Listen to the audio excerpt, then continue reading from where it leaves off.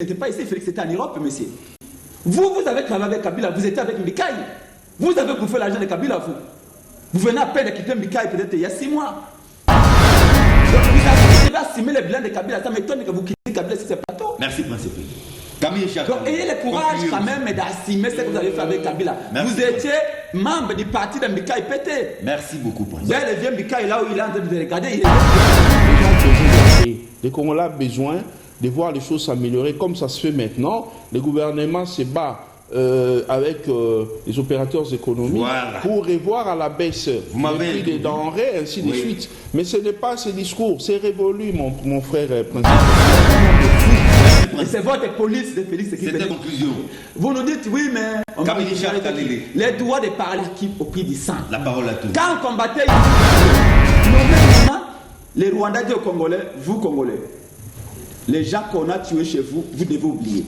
Non seulement on vous oblige d'oublier les gens qu'on a tués chez vous, mais vous devez également nous donner votre or. 15 janvier 2009, le Congo doit savoir partager ses richesses avec le Rwanda pour garantir la paix. Il est soupçonné d'être Rwandais. Fayoulou, non, rien qu'à l'égard de Fayoulou, n'accepterait jamais de vendre des richesses du Congo au Rwanda. Et bien, Félix sera jugé pour trahison. Et je suis en disant, nous n'allons pas dans ces histoires-là.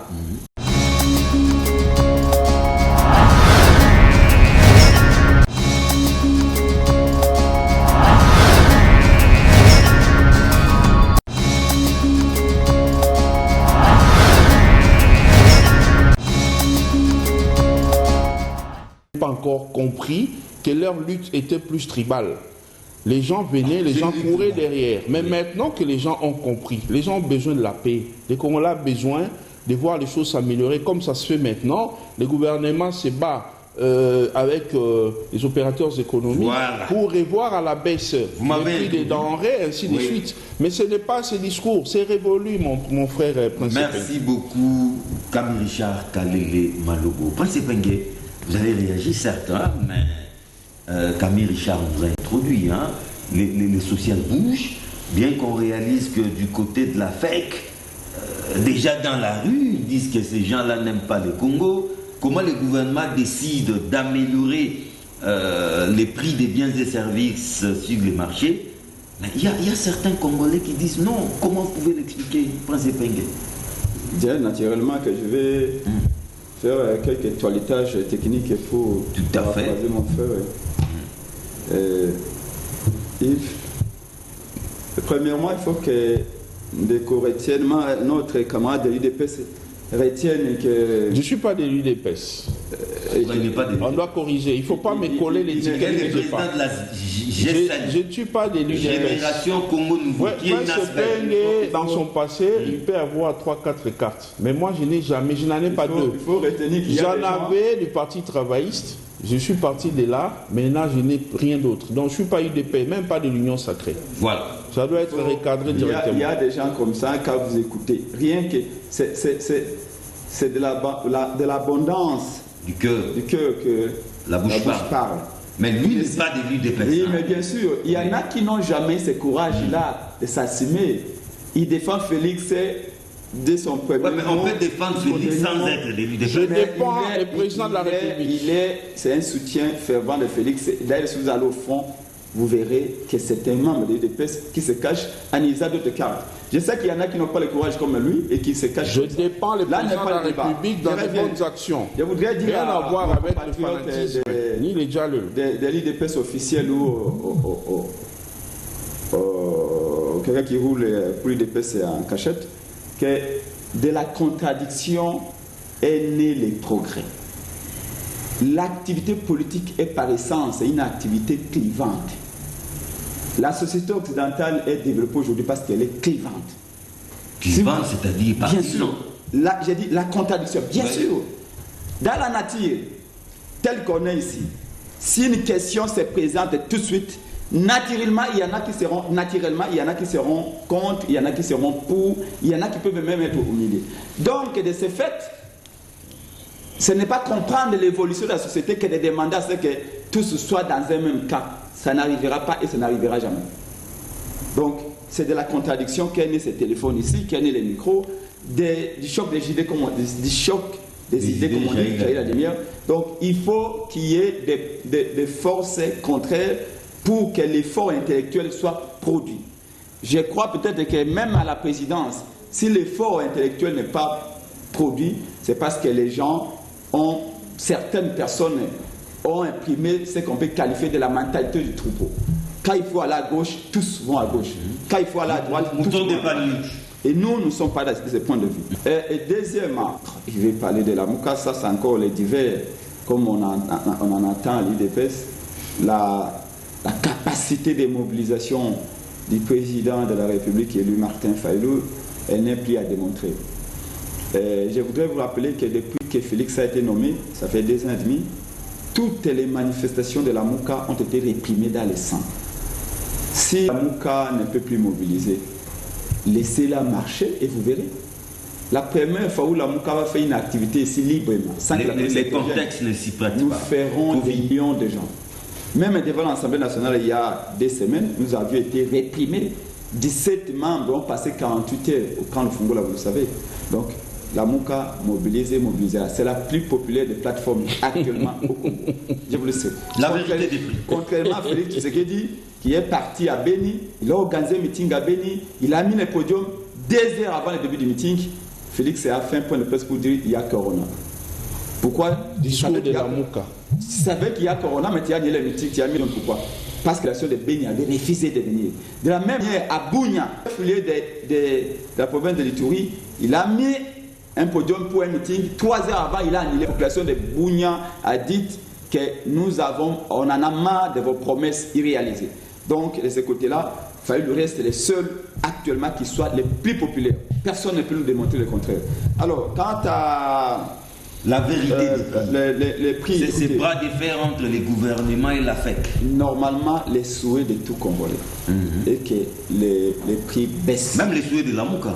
Bien sûr, naturellement. Il ne faut pas être des sorciers. J'ai dit les souhaits de tous les Congolais, donc la Mouka est dedans.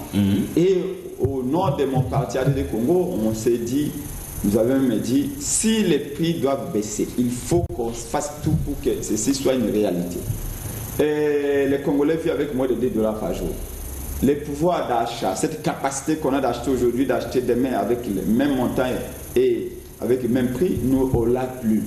Les statistiques nous disent que chaque mois, il y a des entreprises qui ferment. Le chômage bat son plein. Et cette pandémie n'a fait qu'aggraver les choses. Les gouvernements, comme le gouvernement Samuel Lukonde n'a pas mis une stratégie économique qui serve ou qui pouvait préserver les emplois, garantir les emplois, sauver les sociétés. Je peux vous garantir que si vous allez faire des investigations, plusieurs commerçantes et commerçants congolais ont fermé la clé sous le paillasson. Pourquoi?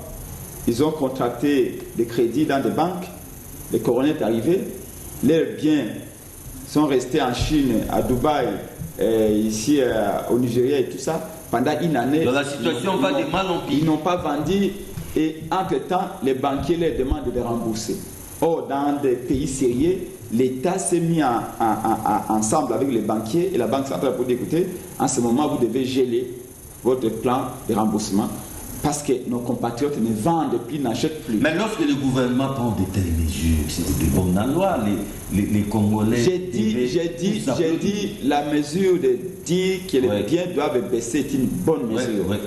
Et principe que j'ai dit... Et il y a aussi du nouveau au ciel. J'ai dit, principe que j'ai dit, tout gouvernement baisse prix, pense que saluer. Mais là où les bas blessent, c'est la méthodologie. Oui. Qu'est-ce qu'il fallait faire? Et les économistes disent que il y a des principes économiques qu'il faut savoir respecter. Surtout pour fixer les prix. Principalement, la loi de l'offre et de la demande. En économie, il y a ce qu'on appelle un point d'équilibre. C'est ce que ça veut dire. C'est le point de rencontre entre l'offre et la demande. Ces points d'équilibre, je vais donner un exemple simple. En ce qui concerne par exemple les cartons de poulet, les points d'équilibre étaient de $25 par carton de poulet. L'État dit, moi je vais déterminer ce qu'on appelle plafond. C'est-à-dire les prix au-dessus duquel on ne peut pas vendre. Ouais. L'État il a fixé dans les derniers grilles tarifaires un carton à $10. Ouais. On quitte les points d'équilibre qui étaient de $25 à celui fixé par l'État des 10 dollars. Les problèmes à ce niveau-là, c'est quoi?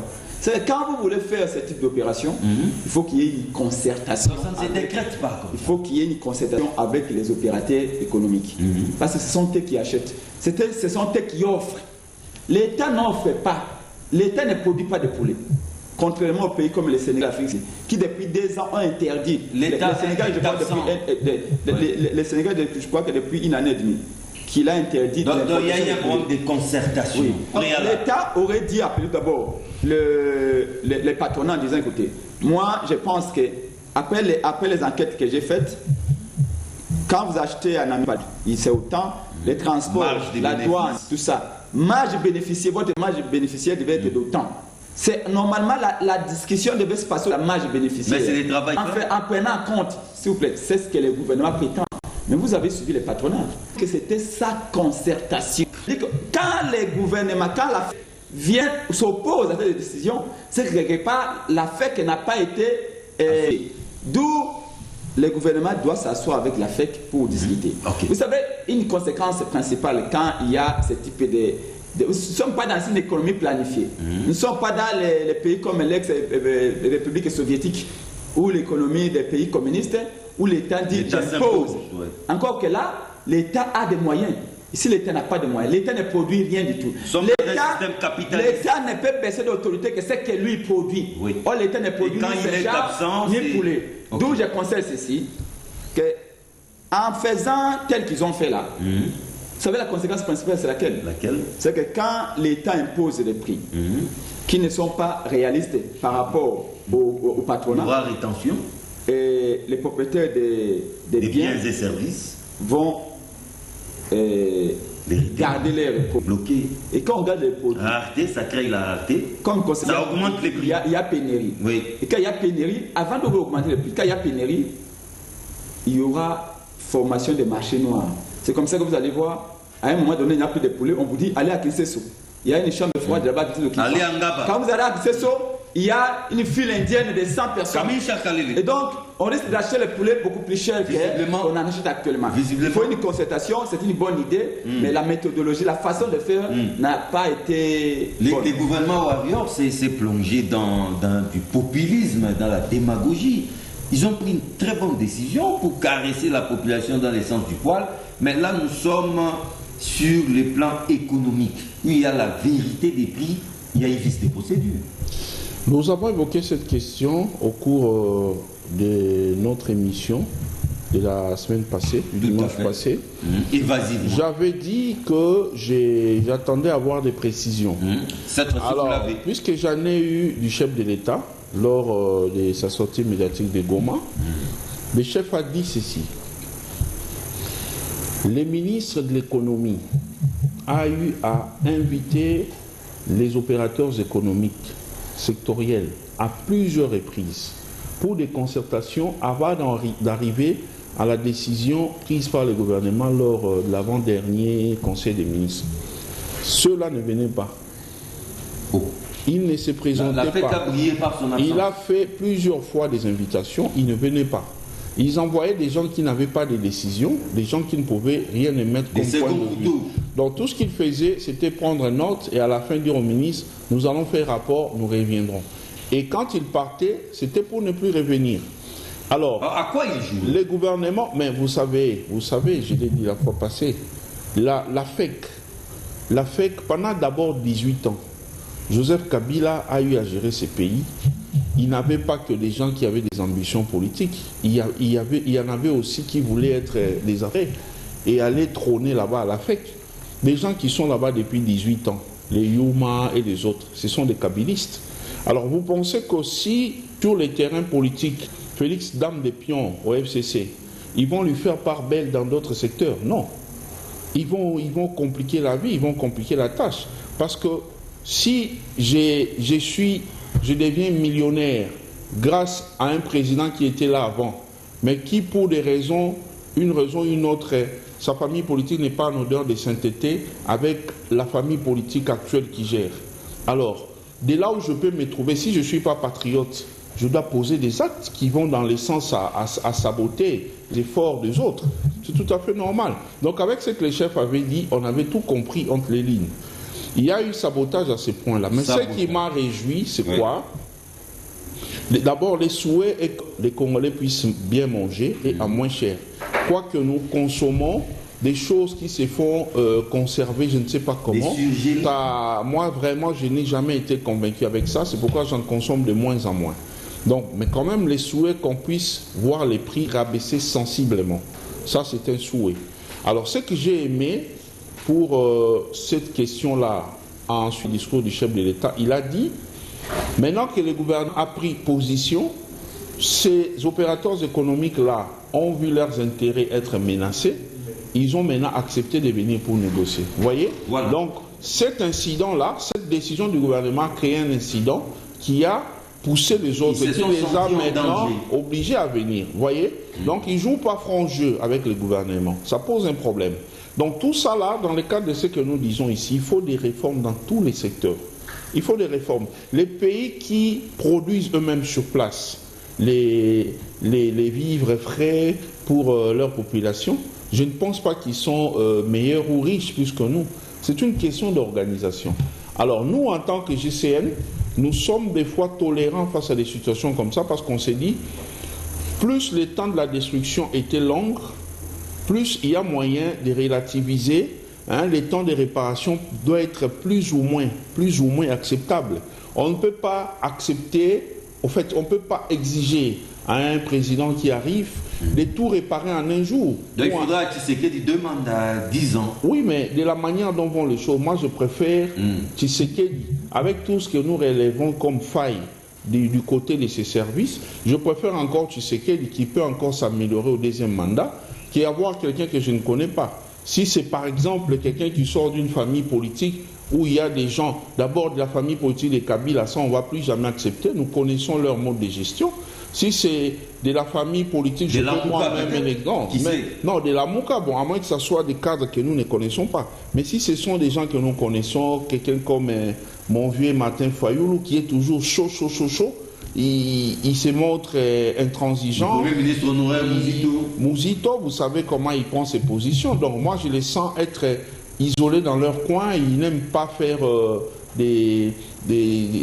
comment je peux dire, des concessions politiques pour faire asseoir les choses. Et ils ne proposent rien concrètement, en dehors de leur histoire qu'ils appellent, si c'est plan de sortie de crise, qu'ils avaient confié à mon vieux, comment on l'appelle encore, l'ancien ministre d'État, comment il s'appelle, le vieux qu'on appelle Sayo. Hein? L'histoire qu'on lui a collé, monsieur de Dissoc, si c'est Dissoc.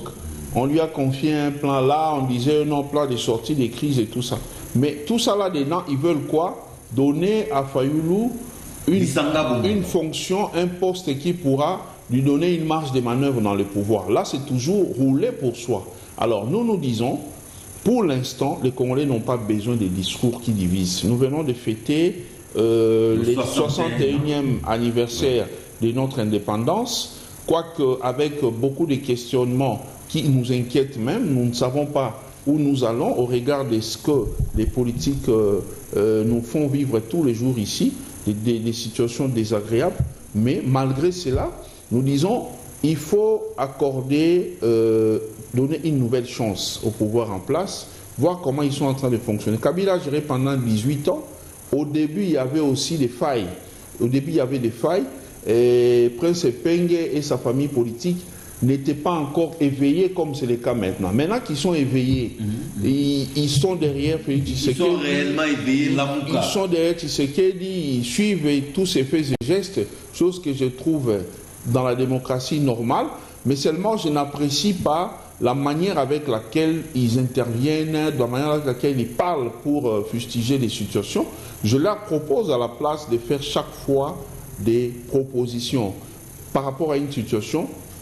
Ils écrivent à l'intention du chef de l'État. Pas se vouloir ou pas, c'est leur chef de l'État. C'est lui qui trône. On peut beau dire... Il a été nommé. On peut bien dire... D'après mon cas. On peut bien dire... Alors, mais avec ça, il minimisait Kabila, il disait Kabila et rien. Alors, s'il reconnaît que Kabila avait nommé, donc quelque part, c'est vouloir d'une chose et de son contraire. Donc, vous minimisez quelqu'un, vous faites encore de lui un faiseur de roi. Donc, c'est là où je ne comprends vraiment pas, je ne me situe pas avec la Mouka. Bon, moi, je ne suis pas là-bas.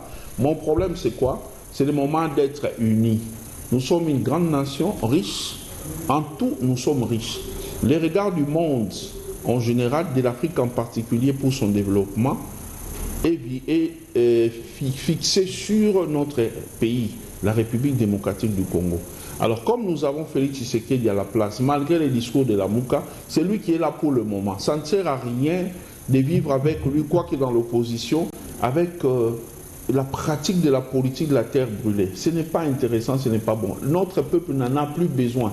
La preuve, c'est de voir lorsqu'on fait des appels pour les meetings et tout ça. Les gens ne viennent plus, ils se sentent plus intéressés à ça. Maintenant, il faut apporter des idées, faire des propositions au gouvernement, au chef de l'État. Vous pensez que si aujourd'hui, Martin Fayulu nous demande audience auprès du chef de l'État pour les rencontrer afin de lui faire des propositions, je ne vois pas Félix Tshisekedi refuser, parce que déjà pour commencer, lui-même avait lancé un appel à l'époque pour demander à tous les Congolais de venir autour d'une table pour échanger afin pour l'intérêt de notre pays. Ils n'y sont jamais venus. C'est justement de l'orgueil qu'il faut combattre. Félix Tshisekedi est là, il gère depuis 2 ans et demi, il va aller jusqu'à la fin avec son mandat. Il faut accepter. Pour devenir grand, il faut respecter celui qui est là. La chance pourra vous sourire un jour. Et peut-être cet acte-là peut attirer la sympathie de la population.